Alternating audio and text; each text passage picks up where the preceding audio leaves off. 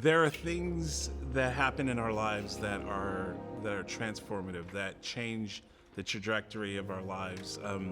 What changed my life was this chance meeting Dr. John Perkins, and how it happened is just really as important as the fact that it did happen. My name is John Williams, and I am the director for the Fellowship Center for Racial Reconciliation. I've been on staff a little over 6 years. I was born in Fort Knox, Kentucky, but I grew up in New Jersey. My parents grew up in the South. My dad grew up in Montgomery. My mom spent most of her time in Maryland, but in her high school years, she moved to Montgomery, and that's how my parents met. And the reason why I like to tell people that is to allow them to understand like my own social location and how the way that they parented. They grew up under Jim Crow. They grew up under racial terror, and they experienced racial terror themselves. And out of that, they parented 5 kids. And so, I grew up ultra responsible because of the military.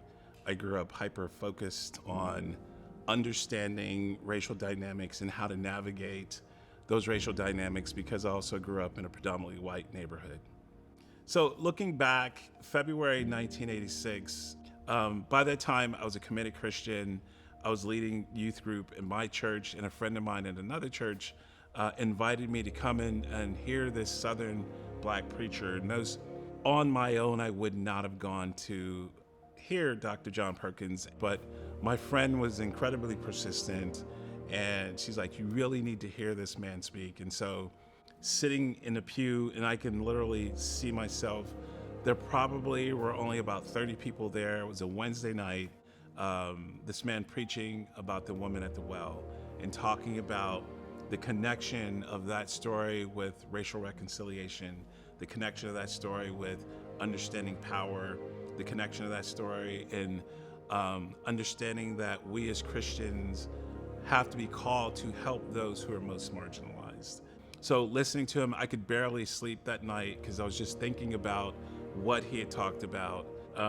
Within 6 months of meeting him in that February, I was on a plane flying to Pasadena to work with him at the Harambe Christian Family Center. And so, and his pitch was just come for a year and you'll intern for a year, and then we'll send you back and you can start a ministry, an urban ministry in New Jersey.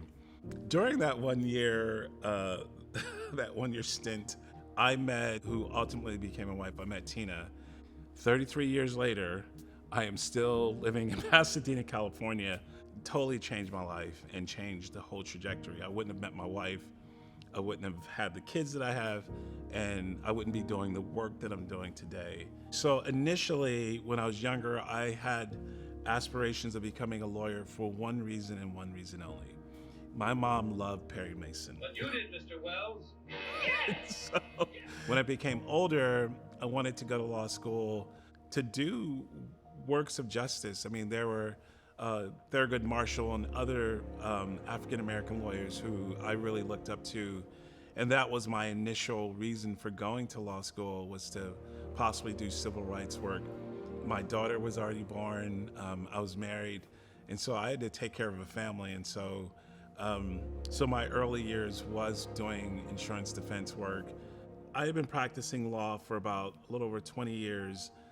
In 2011 and 2012, a lot of the different things that were happening socially in our country with Trayvon Martin, with Mike Brown, but just being moved by what happened with Trayvon, the verdict. And at the time, my wife and I and our family were going to a different multi-ethnic church, but it was a church that wasn't talking about issues of race. I mean, in fact, it was almost a conscious effort to not talk about those things. And I vividly remember sitting in the congregation that day in this multi-ethnic church and looking around the congregation and seeing some of the African-American congregants and seeing them cry. And there's nothing that was being said about what was going outside of those 4 walls of the church.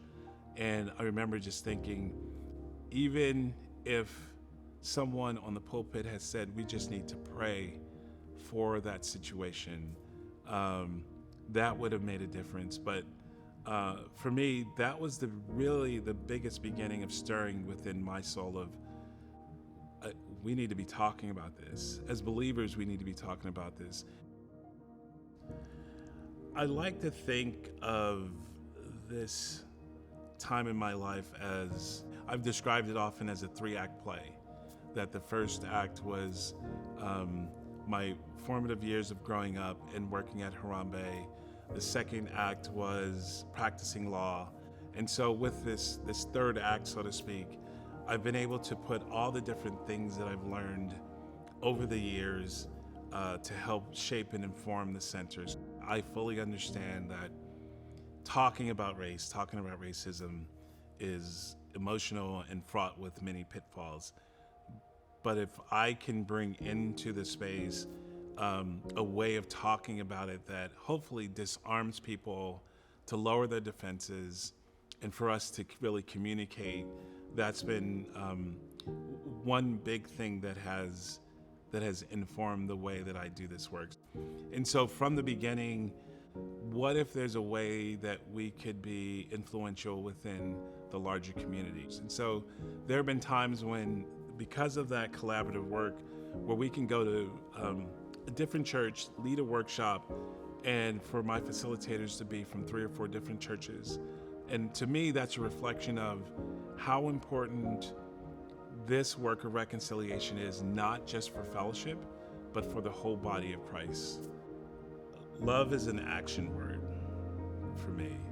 Love isn't just flowery words. Love is me and others showing other people that we care about their well-being, that we're there long enough to listen to them and to listen not just at what they're saying, but to be able to listen to the deepest parts of their heart, being able to hear that, to interpret it, and to go into action if necessary to meet that deepest need that someone has. And for me, that's what love means.